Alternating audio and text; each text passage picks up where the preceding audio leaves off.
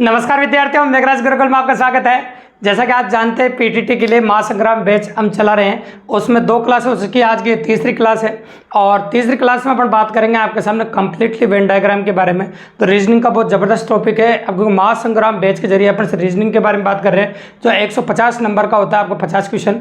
तो उन्हीं के बारे में डिटेल में कंसल्ट कर रहे हैं। जो बच्चे एक क्लास रेगुलर देख ले उनके बहुत शानदार बातें हैं। आज का जो वीडियो हम देखेंगे आपके सामने कंप्लीटली वेन डायग्राम के बारे में, जिसमें आपके एग्जाम में 3 से लेकर 5 क्वेश्चन तक आ सकते हैं। तो 3 क्वेश्चन आए तो 9 नंबर के मान लो, 5 क्वेश्चन आए तो 15 नंबर के आए। तो आज ये समझो 3 से लेकर 9 नंबर से लेकर 15 नंबर का स्कोर आप कर सकते हैं, अगर वीडियो आप कंप्लीटली जितना भी बड़ा होता है वो पूरा वीडियो आपने कंप्लीटली देखा है। तो काफ़ी मजेदार होने वाला है और काफ़ी अच्छा होने वाला है। टॉपिक है आपका वेन आरेख या फिर अंग्रेजी में कह सकते हो वेन डायग्राम। बच्चों की सुविधा के हिसाब से एग्जाम में प्रश्नों के हिसाब से चैप्टर को अपन ने 2 भागों में बांटा है और 2 तरह के प्रश्न आपको पीटीटी में देखने को मिलेंगे एग्जाम में। तो जब 2 तरह के प्रश्न आपको एग्जाम में देखने को मिलेंगे तो दोनों तरह के क्वेश्चनों के बारे में इस वीडियो में काफी डिटेल में बात करने वाले हैं। विथ एग्जाम्पल बात करेंगे ताकि दिमाग में काफी कंसल्ट हो जाए। और कुछ एग्जाम्पल तो ऐसे होंगे तो डायरेक्ट एग्जाम में भी आ सकते हैं। तो अपन बात कर रहे हैं आपके सामने लॉजिकल वेन डायग्राम, मतलब तार्किक वेन आरेख। तो सबसे पहले अपन टाइप नंबर फर्स्ट में बात करेंगे लॉजिकल वेन डायग्राम, तार्किक वेन आरेख टाइप नंबर फर्स्ट में। तो जैसे अपन ने लिखा आपके सामने टाइप नंबर फर्स्ट में लॉजिकल वेन डायग्राम जिसे कहते हैं तार्किक वेन आरेख, तो तुम्हारे मन में एक सवाल उत्पन्न होगा, सर इसमें करना क्या होगा। तो भैया इस प्रकार के प्रश्नों में एग्जाम में क्या होगा, आपको 3 नाम दिए जाएंगे। तो 3 नाम कोई से भी दे सकता है। आपको उन तीनों नामों में से एक फोटो बनाना पड़ता है। आपको जो 3 आपको नाम दिए जाते हैं उससे आपको एक फोटो जनरेट करना पड़ता है और वो फोटो दिए गए 4 विकल्प में से एक विकल्प में आपको मिल जाता है। 99% केस में तो ऐसा होता है, लेकिन 1% केस में आजकल ऐसा भी देखने को मिलता है कि आपको देखो फोटो देखकर नाम भी बढ़वा लेता है। इसका रिवर्स भी हो जाता है आजकल एग्जाम में, तो ऐसा भी आपको देखने को मिल सकता है। तो आप देखिए याद रखिएगा, यहाँ पर जो नाम दिए जाएंगे वो किसी न किसी पर संबंध रखते होंगे, है ना। उनके सामाजिक रिश्तों के आधार पर, कार्य के आधार पर, गुणों के आधार पर 2 या 2 से अधिक में संबंध होंगे। अगर आपको ये टॉपिक बहुत अच्छे से क्लियर करना है और काफ़ी अच्छा करना है, टोटल 8 नियम है जिनको मैं एक एक करके विथ एग्जाम्पल समझा रहा हूँ। तो विथ एग्जाम्पल अगर इन 8 नियमों को आप अच्छे समझ लेते हैं तो फिर इससे रिलेटेड कोई भी क्वेश्चन आपके एग्जाम आता है, बेस्ट टी अच्छे पीटीटी काफ़ी इजीली और काफ़ी आसानी से कर सकते हैं। दोस्तों अगर वास्तव में आप पीटीटी की नहीं बेस्ट की तैयारी कर रहे हैं तब भी आप वीडियो कंप्लीटली देख सकते हैं। आपको बहुत ज़्यादा फायदा होने वाला है और आपको भी काफ़ी ज़्यादा बेनिफिट होने वाला है इस वीडियो को देखने से। तो चलो शुरू करते हैं अपन रूल नंबर फर्स्ट। तो रूल नंबर फर्स्ट के अंदर क्या कहते हैं वो देखो, सुनिएगा आप। जब एक वस्तु दूसरी वस्तु के अंतर्गत आती हो, ऐसा कह सकते हैं हम, जब एक वस्तु दूसरी वस्तु के अंतर्गत आती हो या फिर एक वस्तु दूसरी वस्तु का भाग हो। एक वस्तु दूसरी वस्तु के अंतर्गत आती हो या एक वस्तु दूसरी वस्तु का भाग हो तो वहां पर पहला नियम लगता है। ये बात गांठ बांध लीजिए आप। एक वस्तु दूसरी वस्तु के अंतर्गत आती हो, जैसे फॉर एग्जाम्पल अपन कहें अटरू 12 का हिस्सा है, मतलब अटरू जो है वो 12 में आता है। बात एशिया महाद्वीप का हिस्सा है, राजस्थान भारत का हिस्सा है। इस प्रकार से उसके अंदर आना चाहिए, उसके अंदर निहित होना चाहिए। तो इस प्रकार के हजारों एग्जाम्पल आपको ब्रह्मांड में मिल सकते हैं जिनमें एक वस्तु दूसरी वस्तु के अंदर आती हो। तो जहाँ जिस एग्जाम्पल में आपको ऐसा नजर आए कि एक वस्तु दूसरी वस्तु के अंदर आती हो तो वहां पर नियम नंबर फर्स्ट आपको लगाना है और फोटो इस प्रकार जनरेट करना है। तो चलो एक एग्जाम्पल ले लेते हैं अपन, कोई बड़ी बात नहीं। एग्जाम्पल ले लेते हैं, जैसे वही ले लेते हैं जैसे एशिया। एग्जाम्पल से और बड़ा समझ में आएगा। नियम नंबर फर्स्ट आपका, फिर लिखा मैंने आपको सना भारत और फिर लिखा अपन राजस्थान। क्योंकि एग्जाम में जब क्वेश्चन आता है ना भैया, नाम भी 3 ही दिए जाते हैं तो ज़्यादा नाम होते नहीं, इस प्रकार से अपन लिख रहे हैं। तो एशिया, भारत और राजस्थान। तो आप जानते हैं इस जब एग्जाम में डिनोट करना पड़ता है तो घोड़ों से डिनोट करना पड़ता है। ये एशिया है, एशिया के अंदर भारत है और भारत के अंदर राजस्थान है। इस प्रकार से बनाना पड़ेगा आपको डायग्राम। तो इस नियम से अपन सीखे, जब एक वस्तु दूसरी वस्तु के अंतर्गत आती है या फिर एक वस्तु दूसरी वस्तु का भाग हो तो वह नियम नंबर फर्स्ट लगता है आपका। जब एक वस्तु दूसरी वस्तु के अंतर्गत आती हो या फिर एक वस्तु दूसरी वस्तु का भाग हो वहां पर नियम नंबर फर्स्ट आपको देखने को मिलेगा, मतलब नियम नंबर फर्स्ट आपका हो जाएगा। तो ये कोई दिक्कत नहीं, बिल्कुल नॉर्मली। तो इस प्रकार की अप्रोच आप एग्जाम में देख सकते हैं। अब आगे देखिए, किसी ने कहा सर रूल नंबर 2 में क्या होगा, तो चलो रूल नंबर 2 की बात कर लेते हैं। तो रूल नंबर 2 अपना क्या कहता है वो देखिए। जब तीनों वस्तुओं में दूर दूर तक कोई रिश्ता ही न हो, जब 3 वस्तुएं आपको ऐसी दे रखी है जिनमें दूर दूर तक कोई रिलेशन स्थापित नहीं कर सकते, उनकी प्रजाति के आधार पर, उनके गुणों के आधार पर, किसी भी आधार पर समानता आप नहीं कर सकते हैं, इसलिए वो तीनों अलग होते हैं। तो रूल नंबर 3 के अनुसार ऐसे एग्जाम्पल्स होते हैं जिनमें कोई भी रिश्ता नहीं होता, वो अलग अलग होते हैं। तो एग्जाम्पल्स और बड़ा क्लियर हो जाएगा आपका समझ, तीनों अलग अलग होते हैं। तो एग्जाम्पल लिया अपन ने आपको सामने, पहला नाम लिया सूर्य, दूसरा लिया मैंने चंद्रमा, है ना, देखते जाइए आराम से, कोई जल्दबाजी नहीं। और तीसरा लिखा मैंने आपको सामने पृथ्वी। जैसा कि आप जानते हैं कि सूर्य एक तारा है, अपन कह सकते हैं सूर्य जो दे रखा है आपको ये एक तारा है जो अपन ने बना दिया, और चंद्रमा जो है आपका उपग्रह है ना। नॉलेज होना चाहिए आपको, पृथ्वी के आपका ग्रह है।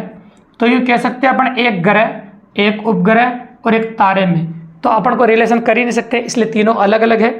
अब इनका जो डायग्राम बन के सामने आएगा आपका, वो बनेगा आपका इस प्रकार से, तीनों अलग अलग फोटो बनेंगे, तीनों को अलग अलग बनाया जाएगा। इस प्रकार से तीनों आपको अलग अलग देखने को मिलेंगे और इस प्रकार की वैरायटी में आपको तीनों अलग अलग दिखेंगे। तो कोई दिक्कत नहीं, बिल्कुल नॉर्मली काफ़ी इजी ऑफ वेरिएंट है, इस प्रकार से अपन कर सकते हैं। अब आ जाते हैं अपन रूल नंबर 3 के बारे में। तो रूल नंबर 3 अपना क्या कहता है उसके बारे में बात कर लेते। देखिए, तो रूल नंबर 3 अपना ये कहता है, जब दो वस्तुओं में कोई रिश्ता ना हो, जब दो वस्तुओं में कोई रिश्ता ना हो और दोनों तीसरी वस्तु से आंशिक रूप से संबंध रखती हो, जब दो वस्तुओं में कोई रिश्ता ना हो और दोनों तीसरी वस्तु से आंशिक रूप से संबंध रखती हो, मतलब दो वस्तु तो बिल्कुल अलग हो, उन किसी भी प्रकार से उनमें रिश्ता हम नहीं कर सके, लेकिन तीसरी वस्तु आंशिक संबंध रखती हो, मतलब कुछ होता हो, और कुछ तब तक होता है जब तक पूरा नहीं हो जाए, तो कुछ होता हो मतलब थोड़ा रिलेशन हो। तो ऐसे हजारों एग्जाम्पल है, महिला शिक्षक विद्यार्थी से बहुत सारे एग्जाम्पल जिनमें ऐसा होता है, लेकिन सबसे जबरदस्त एग्जाम्पल हम ले रहे हैं जिसे बहुत जल्दी समझ में आता है और कमजोर से कमजोर बच्चा भी इस एग्जाम्पल से काफ़ी इजीली समझ जाता है। तो अपन ले रहे हैं आपके सामने एग्जाम्पल, कुत्ता बिल्ली पालतू वाला यूनिवर्सल एग्जाम्पल है, कई एग्जाम में आ चुका है और इसे समझना भी बिल्कुल आसान है और आसानी से समझा जा सकता है। तो ये लिखा मैंने आपको सामने, कुत्ता बिल्ली और पालतू। तो अब पालतू को अपन बीच में ले लेते हैं। देखो, जैसे मैंने लिया आपके सामने ये पालतू, ये हो गया आपका पालतू। तो बताइए, क्या सभी कुत्ते पालतू होते हैं? नहीं। क्या कुछ कुत्ते पालतू होते हैं? बिल्कुल सही बात है। तो कुछ कुत्ते पालतू होते हैं, इसलिए अपन ने कुत्ते यहाँ पर ले लिए। अब बताओ, क्या सभी बिल्लियाँ पालतू होती है? नहीं। क्या कुछ बिल्लियाँ पालतू होती है? बिल्कुल सही बात है। तो अपन कह सकते हैं आपके सामने कुछ बिल्लियाँ पालतू होती है। तो ये हो गया आपके सामने, कुछ बिल्लियाँ पालतू होती है और कुछ कुत्ते पालतू होते हैं। तो कुछ कुछ हो गया। और मैंने ये भी कहा था कि दो में कोई रिश्ता नहीं होगा, तो आप जानते हैं कि कुत्ते और बिल्ली में कोई रिश्ता होता ही नहीं है ना। कुत्ते और बिल्ली अलग अलग प्रजाति है और जब दोनों अलग अलग प्रजाति है, दोनों में कोई रिश्ता नहीं होता। तो रूल में भी तो अपन यही बोला था, जब दो वस्तुओं में कोई रिश्ता ना हो, मतलब कुत्ते और बिल्ली में कोई रिश्ता नहीं है, लेकिन दोनों तीसरी वस्तु से आंशिक रूप से संबंध रखती हो, तो दोनों तीसरी वस्तु से आंशिक रूप से संबंध रखती हो, तो रूल नंबर 3 आपको देखने को मिल जाएगा एग्जाम के अंदर। तो इस प्रकार से आप रूल नंबर 3 लगा सकते हैं। तो जब भी कभी ऐसा आपको दिखाई दे कि दो वस्तुओं में कोई रिश्ता ना हो और दोनों तीसरी से आंशिक रूप से संबंध रखती हो, मतलब थोड़ा संबंध रख रही हो, तो आप कह सकते हो वहां पर रूल नंबर 3 लग जाएगा आपका। ठीक है, अब आते हैं अपन रूल नंबर 4 के बारे में। तो रूल नंबर 4 अपना क्या कह रहा है उसके बारे में बात करेंगे। पर देखिए, जब एक वस्तु दूसरी वस्तु के अंतर्गत आती है, जब एक वस्तु दूसरी वस्तु के अंतर्गत आती है और तीसरे से उनका कोई रिश्ता ही न हो, तो एक वस्तु दूसरी वस्तु के अंतर्गत आती हो और तीसरी से उनका कोई रिश्ता ही ना हो, तो एग्जाम्पल से और बड़ा समझेंगे। तो ये फल है, अंगूर है, और चाहो तो भाषा ले सकते हो आप हिंदी।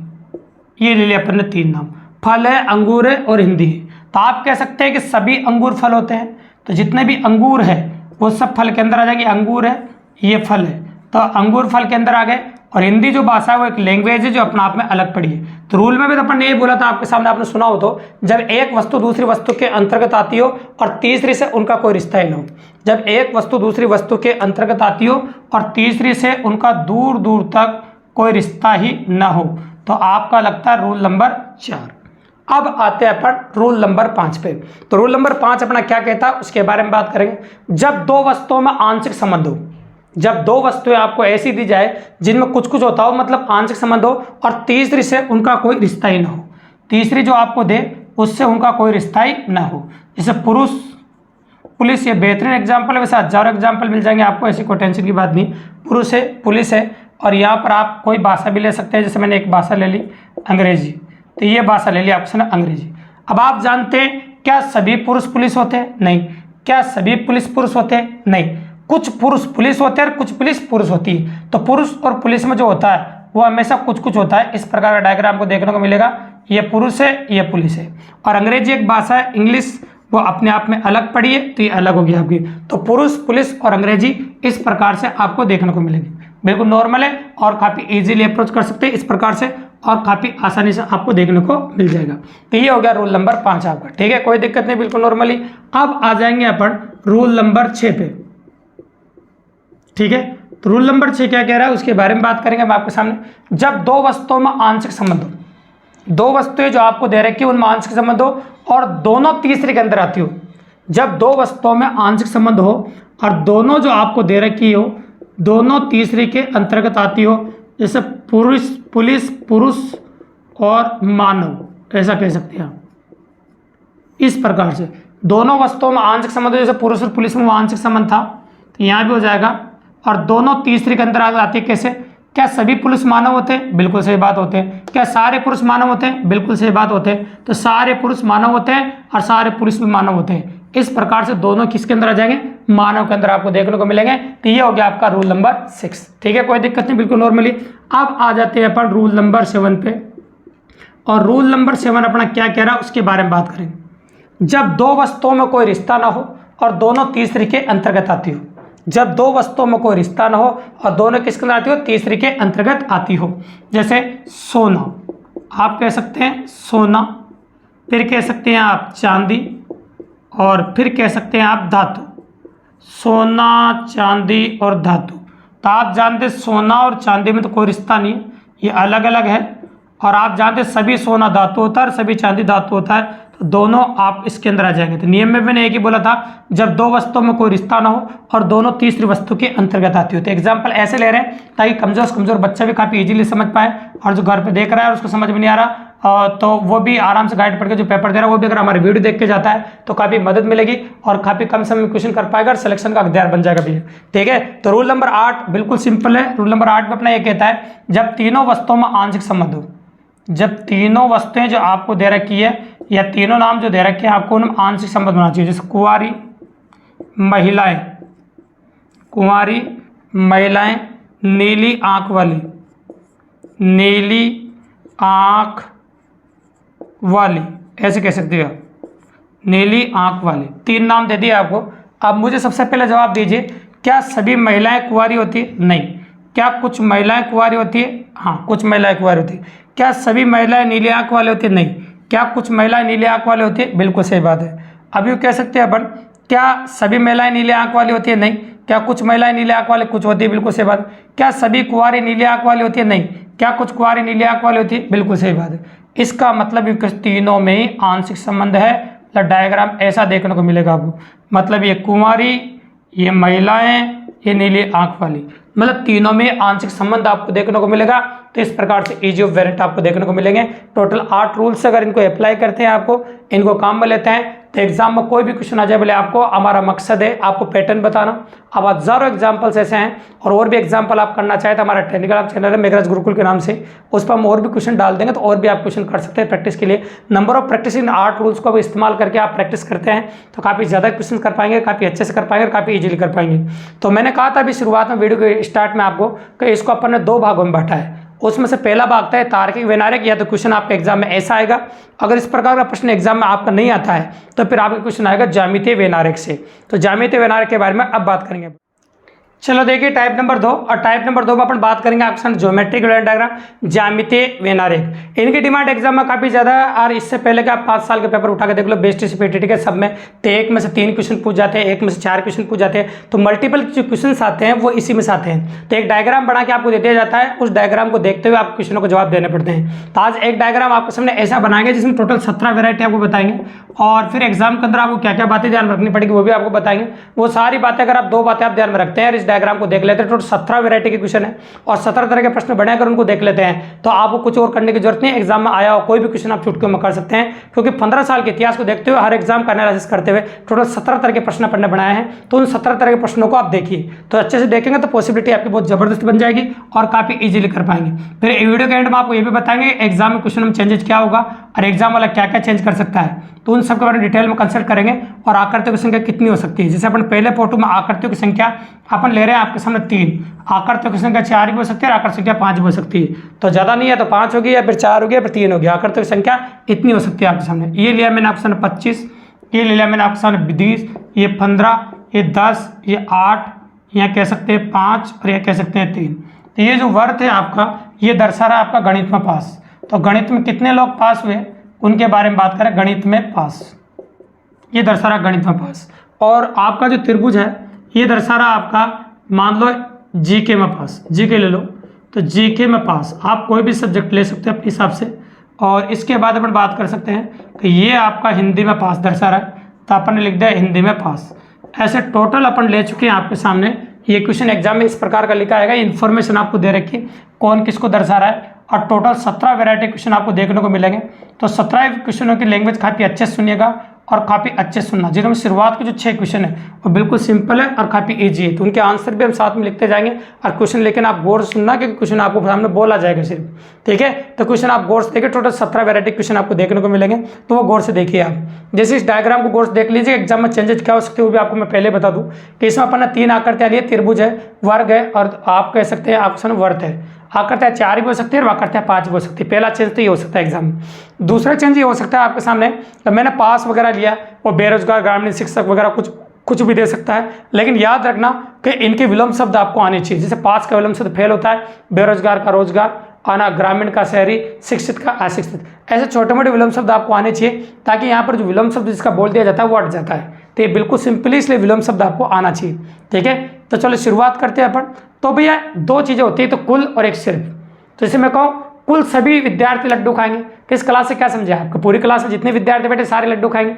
मैं अगर ये बोलूँ सिर्फ मैं ही लड्डू खाऊंगा, तो इस बात से क्या समझे, मैं अकेला ही लड्डू खाऊंगा। तो ये बात तो समझ रहे हैं ना आप, बिल्कुल सिंपल सी बात है। तो अब आते हैं अपन यहाँ पर, तो मैं ये कह रहा हूँ कुल गणित में पास विद्यार्थियों की संख्या बताइए। पहला क्वेश्चन, लैंग्वेज सुनना आप, कुल गणित में पास विद्यार्थियों की संख्या बताइए। तो कुल गणित का मतलब हो रहा है भैया पूरा वर्त, कुल गणित का मतलब पूरे वर्त में जितने भी विद्यार्थी आ रहे हैं, तो कुल गणित में पास है विद्यार्थियों की संख्या।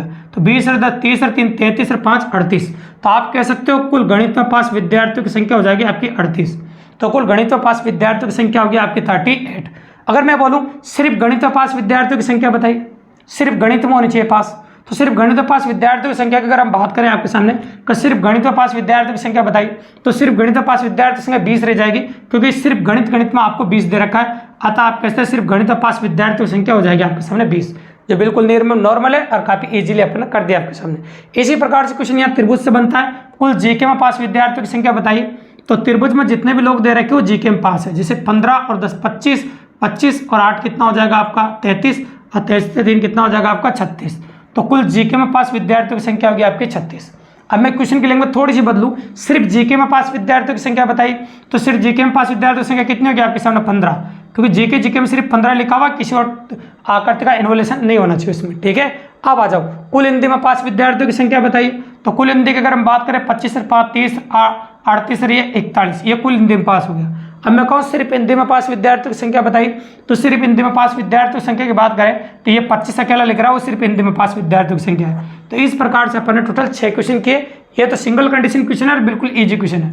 अब आते हैं अपन डबल कंडीशन क्वेश्चनों पर। डबल कंडीशन क्वेश्चन बनेंगे तो आपके 6 इतने ही, तो वो कैसे बनेंगे, किस प्रकार के बनेंगे, उनके बारे में बात करेंगे। देखिए तो ऐसे विद्यार्थियों की संख्या जो गणित और जीके में पास हुए हों लेकिन हिंदी में फेल हुए हों, तो ऐसे विद्यार्थियों की संख्या जो गणित और जीके में पास हुई हो लेकिन हिंदी में फेल हुई हो, मतलब हिंदी को फेल कर दिया भैया।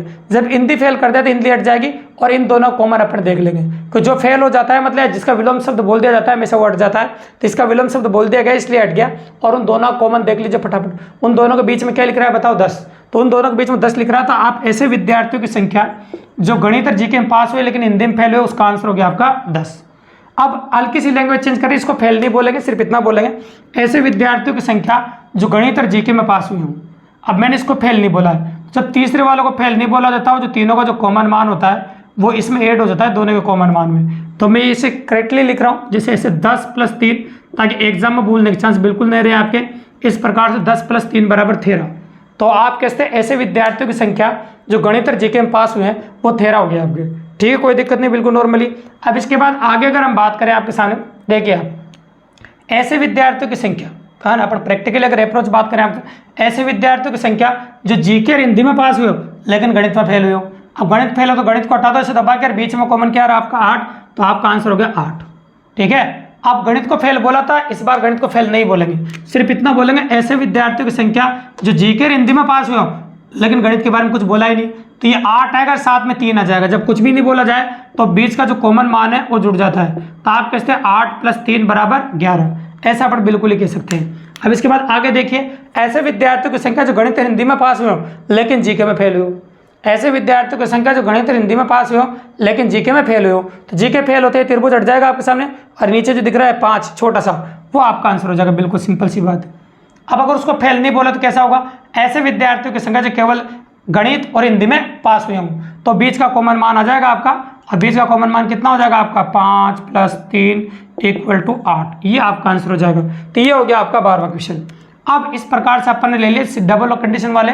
अब और ट्रिपल कंडीशन वाले क्वेश्चन कैसे बनते हैं वो देखो, 13, 14 और 15 तीन क्वेश्चन एक जैसे बनते हैं। तो कैसे बनते हैं देखिए आप। अब दो को फेल करेंगे एक साथ, या दो को विलोम शब्द एक साथ बोलेंगे। ऐसे विद्यार्थियों की संख्या जो गणित और जीके में फेल हुए हैं, मतलब जिनके विलोम शब्द बोल दिए जाते हैं वो हट जाते हैं, अपन बार बार कह रहे हैं आपको, तो कोई भी क्वेश्चन एग्जाम में आ जाए तो इस प्रकार से करना आप। तो ऐसे विद्यार्थियों की संख्या जो गणित और जीके में फेल हुए हो लेकिन हिंदी में पास हुई हो। ऐसे विद्यार्थियों की संख्या जो गणित और जीके में फेल हुए हो लेकिन हिंदी में क्या हुए बताओ, पास हुई हो। जब हिंदी में पास हुई हो तो आप ये वाला ले सकते हैं आपके सामने। तो हिंदी में पास हुए तो कितना लेंगे बताओ आपके सामने, 25, ठीक है, सिंगल वाला। ऐसे विद्यार्थियों की संख्या जो जीके और हिंदी में फेल हुए हो लेकिन गणित में पास हुए हो, तो ये दोनों फेल हो गए और इसमें पास हो गया। तो ये कुछ क्वेश्चन जो पहले वाले रिपीट हो रहे हैं, सिर्फ वाले क्वेश्चन है जो लैंग्वेज बदल के रिपीट हो रहे हैं। तो ये हो गया आपके सामने 20। फिर देखिए ऐसे विद्यार्थियों की संख्या जो हिंदी और गणित में फेल हुए हों, तो ये दोनों फेल हो गए और जीके में पास हुए हों। तो जीके अकेला पास हुआ तो सिर्फ जीके में पास विद्यार्थियों की संख्या वाला क्वेश्चन है वो, तो ये आपका 15 आ जाएगा। अब दो क्वेश्चन बचे एक्स्ट्रा जिसमें ऐसी लैंग्वेज का प्रयोग किया जाता है जो तीनों काम आते हैं। जैसे ऐसे विद्यार्थियों की संख्या जो तीनों विषय में फेल हुए हो, मतलब तीनों को विलोम शब्द बोल दिया गया आपको। ऐसे विद्यार्थियों की संख्या तीनों विषय में फेल हुए, मतलब तीनों का विलोम शब्द बोल दिया गया हो, मतलब ये भी फेल बोल दिया, ये भी बोल दिया, ये भी बोल दिया। जब तीनों का विलोम शब्द बोल दिया तीनों हट गए, और तीनों हट गए तो आंसर क्या आ गया आपका 0। तो इस प्रकार से आपका आंसर हो गया 0। अब मैं कहूँ ऐसे विद्यार्थियों की संख्या जो तीनों विषय में पास हुए, मतलब तीनों का कॉमन मान कितना हो गया आपका, 3 हो गया। तो तीनों का जो कॉमन मान है आपका वो 3 हो जाएगा, ठीक है, कोई दिक्कत नहीं, बिल्कुल नॉर्मली। तो इस प्रकार से आपका आंसर हो जाएगा 3। तो ये इस प्रकार टोटल 17 वैरायटी क्वेश्चन आपको देखने को मिलेंगे। और एग्जाम में जब भी ऐसा क्वेश्चन आएगा तो पहला चेंज तो ये रहेगा कि आकर तक संख्या 3 हो सकती है, 4 हो सकती है, 5 हो सकती है। दूसरी बात, छोटे मोटे विलोम शब्द आपको आने चाहिए। जैसे यहाँ पर अपन ने फेल पास का विलोम शब्द लिया, उसी प्रकार से आपके एग्जाम के अंदर हम देखें आपके सामने तो बेरोजगार, ग्रामीण, शहरी, ऐसे बहुत सारे नाम होते हैं, भाषा बोलते हैं कि नहीं बोलते हैं, इस प्रकार के क्वेश्चन जो आते हैं वो आप इजीली कर सकते हैं, काफी आसानी से करते हैं। बस तरीका ये इस्तेमाल कीजिएगा। टोटल 17 वैरायटी क्वेश्चन आपको देखने को मिलेंगे और नाम दुनिया में करोड़ों है, नाम कोई से भी इस्तेमाल करे एग्जाम वाला, अपना कोई फर्क नहीं पड़ता। एक बार पैटर्न देख लोगे तो काफी इजीली हो जाएगा, ठीक है। तो इस प्रकार से आप इनको देख के जाते तो काफी बेनिफिशियल रहेगा आपको। और वीडियो पसंद आया हो, या आपकी तीसरी क्लास थी जो आपकी मैराथन क्लास थी, इससे भी आपकी आने वाली 2 क्लासें उनको देखना मत भूलिएगा दोस्तों, तो चौथी और 5वीं क्लास काफ़ी बड़ी होने वाली है और काफ़ी बड़े टॉपिक हम लेने वाले हैं उसके अंदर, ताकि वो टॉपिक अगर आप देखते हैं तो काफ़ी अच्छा हो जाएगा आपके साथ। और पीटीटी के अंदर आपका जो एग्जाम होगा काफ़ी अच्छा आएगा। और फिर बाद में कमेंट जरूर करना आप एग्जाम देखे आए तब उसके बाद वास्तव में आपको इन वीडियो की वजह से कैसी मदद मिली, कितनी मदद मिली, तो आप बताइएगा। और वास्तव में अगर आप चैनल पर कंटिन्यू व्यूअर तो चैनल, अगर आपका चैनल को अभी भी सब्सक्राइब किया तो सब्सक्राइब जरूर कर दीजिए और बेल आइकन को प्रेस जरूर कर दीजिए, क्योंकि सबसे पहले कोई वीडियो डालते नोटिफिकेशन आपके पास आएगा। और ठीक शाम को 6 बजे डेली एक नई क्लास के साथ मिलते रहेंगे दोस्तों। धन्यवाद।